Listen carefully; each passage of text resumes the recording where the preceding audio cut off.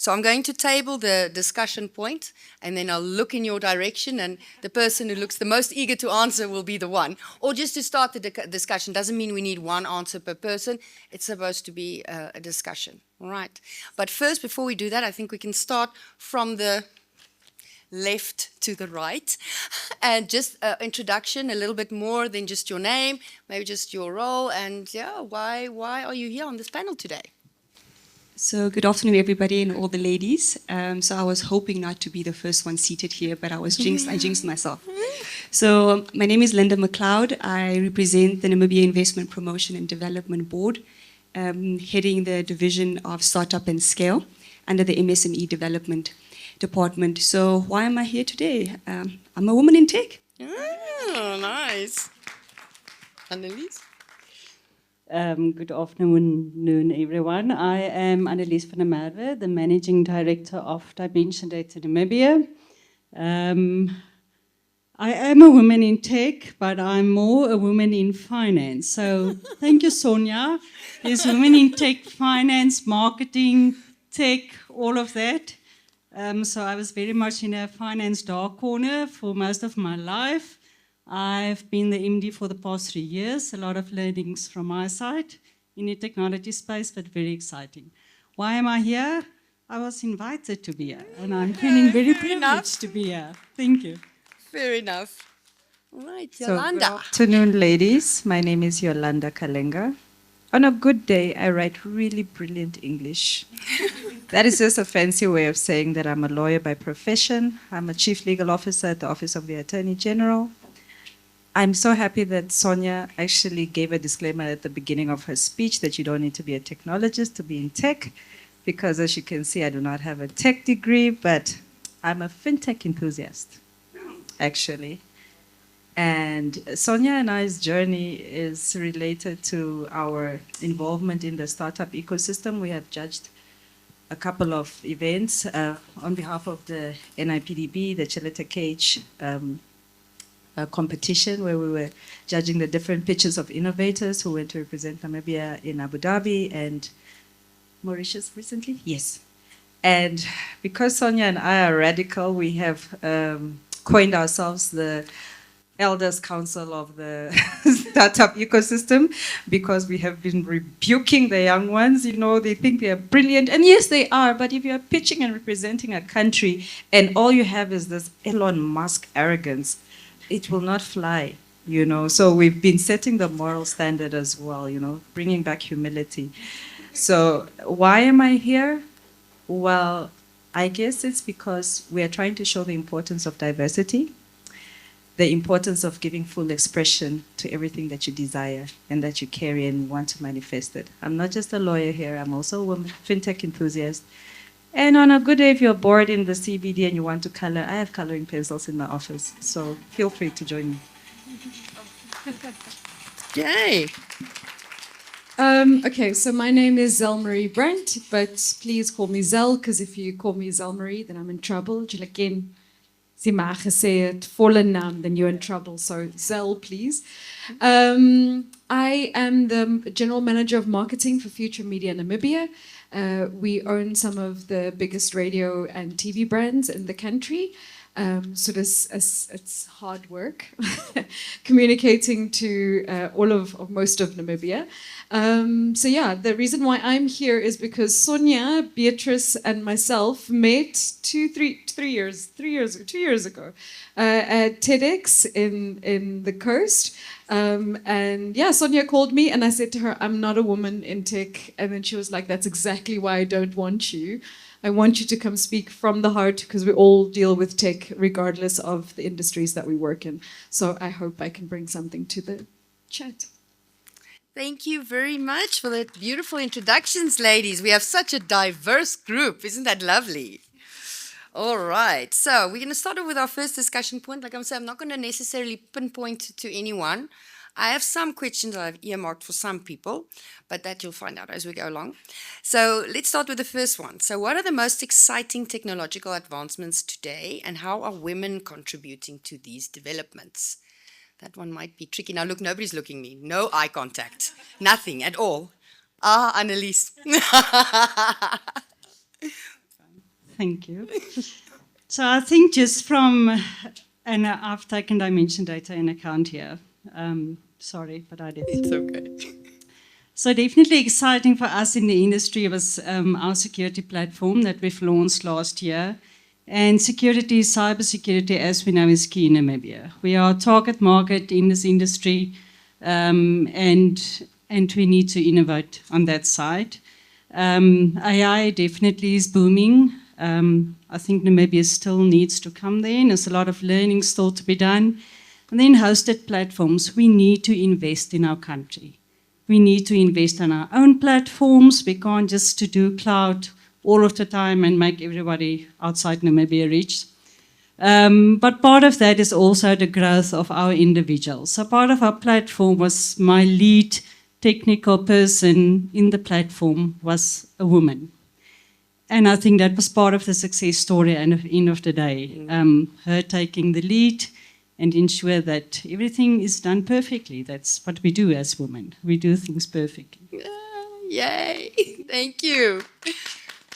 Any other contributions on that point? Any other opinions on any exciting technological advancements today and how women are contributing?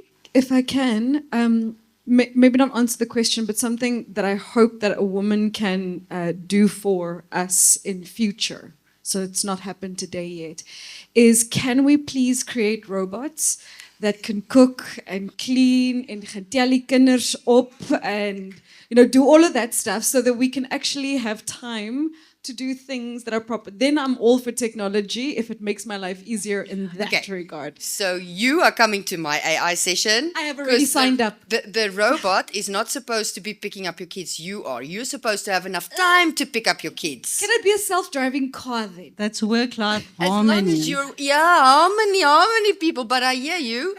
We're going to get there. Zolt is on its way. Self-driving car could work. Yeah, definitely. You can Happiness. use Lefa. Happy with it. Lefa, you can use outside. We're connecting the dots now. Well done. Okay. Brilliant. Thank you. That's a very important comment. All right. So what are the main challenges women in Namibia face in the tech industry and how can they be overcome? Yolanda, you're staring so deeply into my eyes. This one is for you. What are the main challenges women in Namibia face in the tech industry and how can they be overcome? I think it would be easy to talk about the objective factors. Things like access to funding, to secure more capex, to invest in your prototype, or perhaps engage in some continuous professional development if you need to upgrade your skill, to reskill, upskill. We can talk about those factors. Those are easy things to talk about, But I think we need to go inward. Before you can conquer the world outside, I think our biggest challenge as women is on the inside. I'm saying that because I'm looking at this room. This is supposed to be a women's tech summit, but we're sitting in patches. It's actually supposed to be full because this is a uniquely created platform for women to gather. But look at how few we actually are, because very few women are actually challenging themselves to rise into a higher version of yourself. I'm saying that with all sincerity because I'm sitting here as Yolanda, the fintech enthusiast, no tech degree, no finance experience, but somehow whatever I've written in a column in the newspaper was strong enough to inspire confidence in someone else to see my value to sit here today. It starts with you. Let me go biblical. Yes, I'm going to give you 2 biblical examples. David was raised as a shepherd, but he was born to be a king. Hadassah, in the book of Esther, she was raised as an orphan, but she was born to be a queen. So do not let how you were raised to be limit who you were born to be. That's it. I love that. So whether it's tech, whether it's finance, whether it's law, any sector that you want to occupy, if you are going to go in with a limitation, what is internally limiting you will externally limit you too. That's it. That's my contribution. 100% aligned. Self-talk, people, self-talk, the negative little voices in our head. Got to stop doing that. Okay, believe you were born to be who you are or who you should be. Okay, next up is how can women leverage their unique perspective and experiences to drive technological innovation in Namibia? The eye contact. I think personally diversity is Linda, as I'm sitting here. And I share the name very proudly with Miss Linda, the director. And I think the story is also very similar from background, coming from the south of Keetmanshoop, from a community known as Tseplachte, born and raised there, but not originally. My family doesn't come from there. Came to Windhoek, schooled. So I'm going to quickly go a little bit also on the route that the director went. Came to fast forward into Windhoek, schooled, did law degree, first year, dropped out, rebelled, and went into business management. And then I just felt also not for me.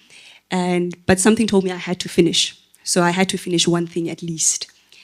And then I started flying as a flight attendant for 9 years until Namibia closed. But in that time, I decided that I was intrigued by technology, and not so much technology directly, but through Bitcoin. And at the time, Bitcoin was just making some waves, and I wanted to understand, what is this Bitcoin thing? And blockchain came up. And I was preaching about Bitcoin and how you can become rich so quickly. And nobody understood, and everybody was like, it was a quick rich scheme. But I fell in love with the technology behind it. And I wanted to really educate people about it. But the question was, I needed some type of almost like verification that I'm speaking the truth. So I embarked on a journey of taking on a master's degree in blockchain technology. And then Namibia closed. And then I was sitting, an unemployed flight attendant with a blockchain master's degree. Wow. Wow. What is diversity, right? So here I'm sitting, people are still not understanding what blockchain is. And I come back to the question of challenges. And I just want to go back to that. Sometimes the challenge is that you are just too ahead of your time. So in my case, I was a bit too ahead of my time. But people like Sonia, people like Professor Anisha Peters could see that future, right? And they take you in, and then they mold you and they prepare you, and they almost tell you that time will come for you to reveal whatever it is that's burning within you. And the time has come. Now we have a Virtual Asset Act, one of the first countries to have it. There's Namibia Digital Strategies. There is so much happening, and I find myself in the startup space. And how nice to be in a startup space that has the backbone of technology, right? So then now I have an appreciation. But I'm also an attempted entrepreneur. So that appreciation is also there. So diversity comes in different forms and packages, whether it's culture, whether it's background, whether it's where you were born, but also just career. So I wasn't limited by my chicken and my beef serving and coffee and tea serving, right? It was seeing and aspiring for something unknown. And I think that in itself is why I find myself on this stage as well. Brilliant, brilliant. So I did you a solid. I asked Copilot, how do you explain blockchain to a 3-year-old? Because when it comes to blockchain, I think most of us are 3. So Copilot says, imagine you have a box of building blocks. Each block is special because it tells you a story about the shape you made before it. When you connect the blocks together, they make a long chain. Now, no one can change a block without changing the stories on all the other blocks. That's what a blockchain is like. It's like a chain of stories that everyone agrees on and can't be changed easily. Is that correct? Brilliant. And does that provide some clarity on blockchain? Yeah? Okay, you see? Brilliant. Okay. So, next question. How important are networking and mentorship for women in tech? And what can be done to strengthen these support systems in Namibia? So how important are networking and mentorship? I think this is not necessarily only in tech. I think this is across the board. I think this is a topical discussion for this forum. How important are networking and mentorship for women, and what can be done to strengthen these support systems? What's the eye contact? Yeah.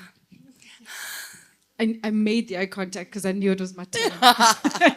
What's fair is fair.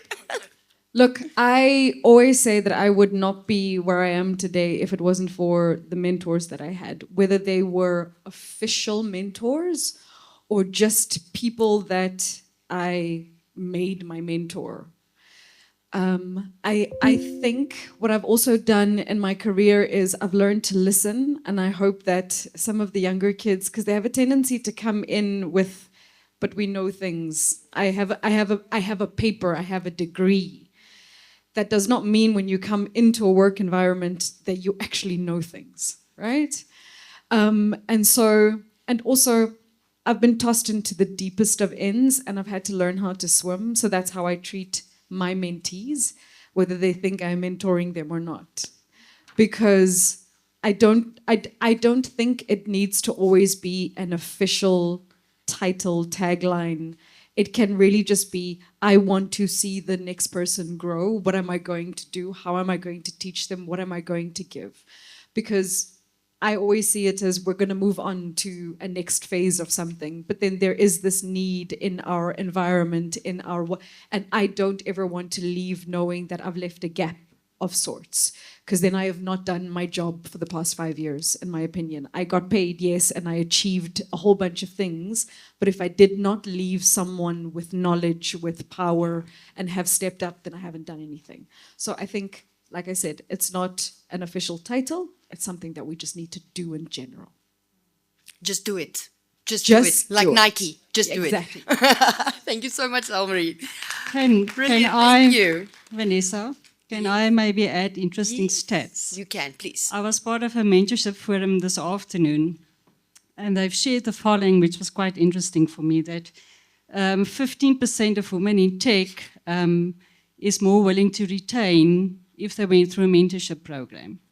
Wow. Yes, that was quite interesting for me. And women with mentors in the tech industry were 77% more likely to still work in the industry after 3 years than those without a mentorship program. Wow.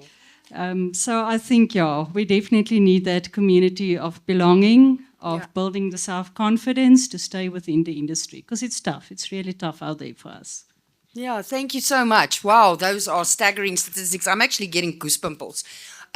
So I think it's important. Linda, sorry? No, I also just want to say that with mentoring and coaching, right, it's almost like whether the person knows that they're your mentor or not, they put you in uncomfortable positions.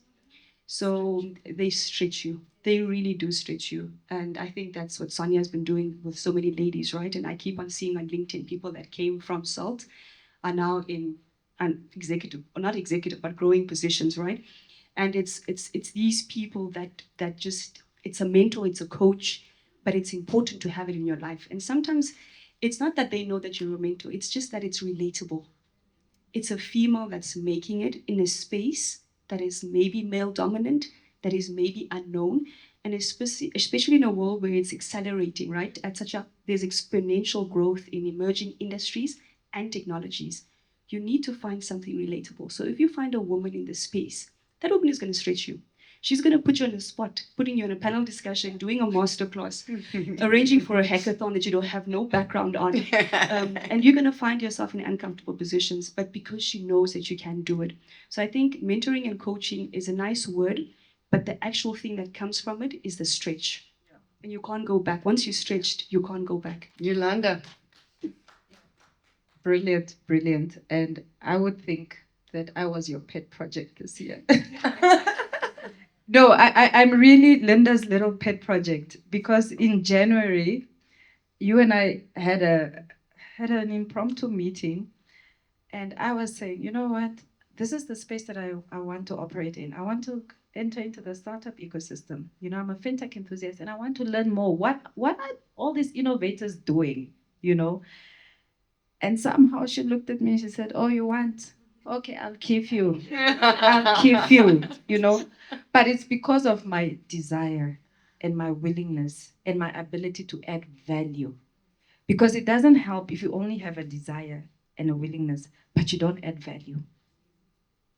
So you need to also bring value from your side to the person that is mentoring you, or to the the environment or the sector that you want to learn about. You yourself need to do a bit of homework so that when you are given a platform, you can add value, not only from I only desire, but from a point of view of leaving an impact.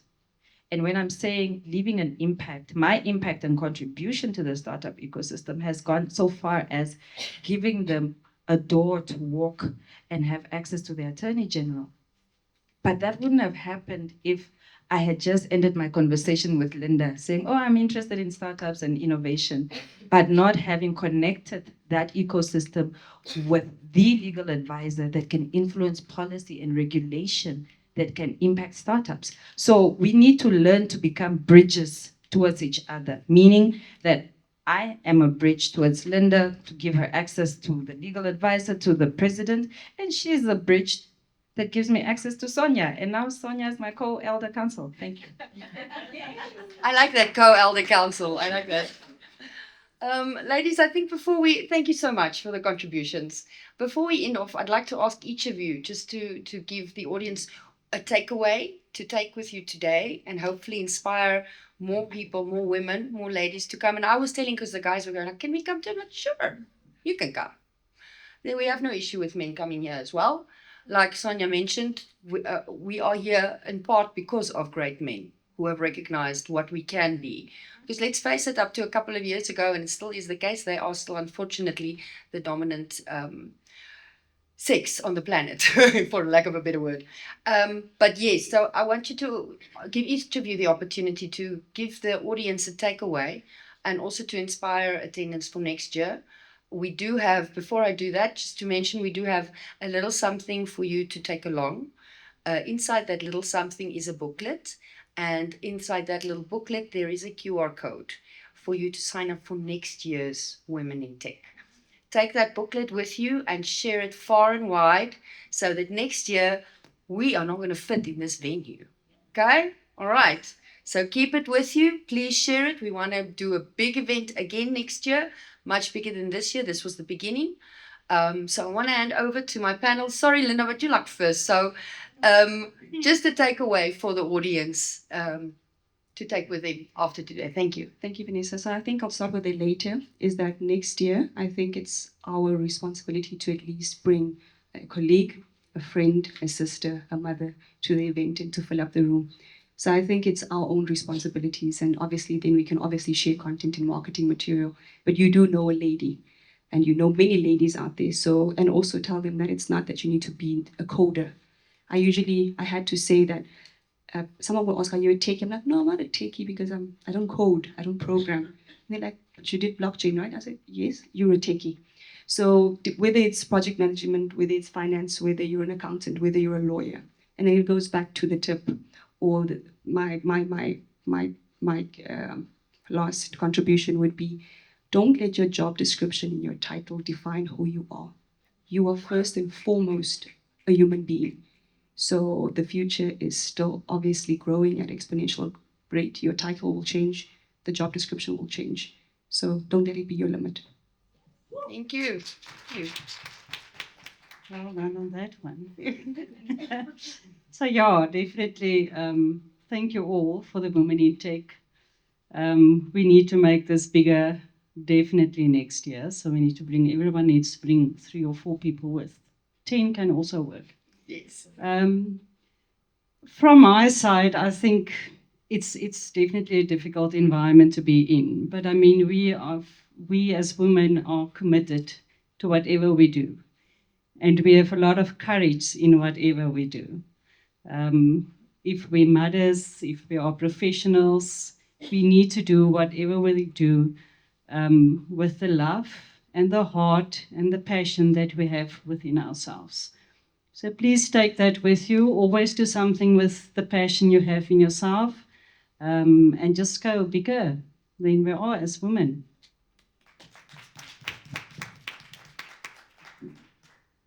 Thank you. My contributions are twofold. One, women, please stop waiting for someone to give you permission to be great. Like, really, No one is coming to give you a 10-point presentation with Harvard-style referencing to convince you to be great. Except co-pilot. I'm kidding. It was a joke. There was a joke. It was a bad joke. It was a Then he bad joke. says thank you, and then there's nothing. No, really. We have this inherent need for someone to give us permission. No one is going to give you permission. Give yourself permission to be great. That's my first challenge to you. My second challenge to women in tech or any other male-dominated field. I'm sitting here having worked for male bosses for the past couple of years. And the one thing that all of them have in common is that I never waited for them to give me permission. I did it. And you know what? I could be the only woman, the youngest, I could be black, either in Africa or in Europe. But the only thing all those experiences had in common was that I was focused on my value, the value that I bear as a human being, and the value that I was adding to the assignment.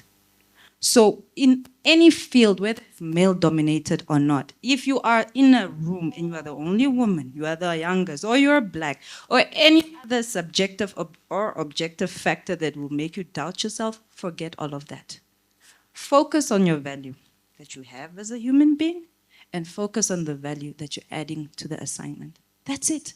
Then everything else becomes a non-factor. No one will look at that because they will see the value that you bring, and that'll be the thing that will be celebrated above all the other things. So don't wait for permission, focus on your value. Those are my two key things. Thank you. Thank you. Can I just say everything that she said? No. As a creative, I think first and foremost, I think I'm a creative.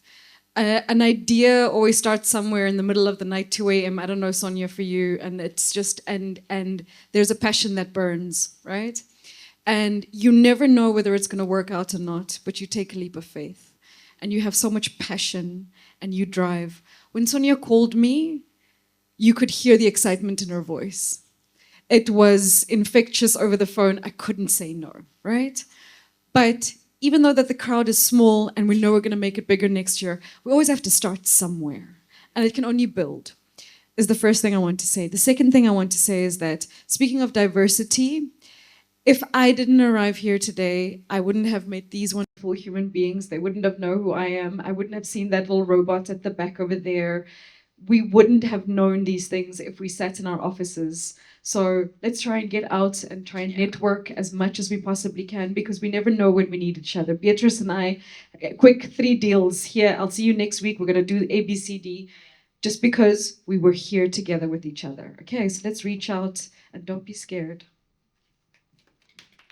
Beautiful. Thank you so much, lovely ladies. And thank you, everybody, for attending our Women in Tech. This panel has concluded our last session for today. We have arranged for some coffee and tea for those who do want to stay and still do some chatting and networking. I think what is pertinent, and I know everybody feels like this, is you've got so much work to do that it's so hard to, hey, I'm going to spend 2 or 3 hours with Women in Tech. We'll do a photo, yes, a group photo. Okay, we will. We're going to do it now. All right. But I think the value that we have today, and with the people that we meet today, you're going to see what that means in your life. So sometimes the best decisions, I mean, Sonia and I always said one of the best decisions we ever made was attending that meeting with MICT. You know, the relationship we've built with them and what we've been able to contribute to this country, because of that relationship. You know, if we didn't attend that meeting, it would never have happened. If you ladies didn't attend this session today, whatever wonderful things are going to happen, try to take that with you, that go out, do stuff that you don't usually do, even if it is uncomfortable. We're talking about being uncomfortable. That's how you grow. So thank you so very much from us and the organizers. Thank you to Microsoft, one of our major sponsors today. Thank you so much. And before we give you your gift, I then want to invite everybody on the stage because we're going to do a group photo. I think, Johan, we need some boogie music for this.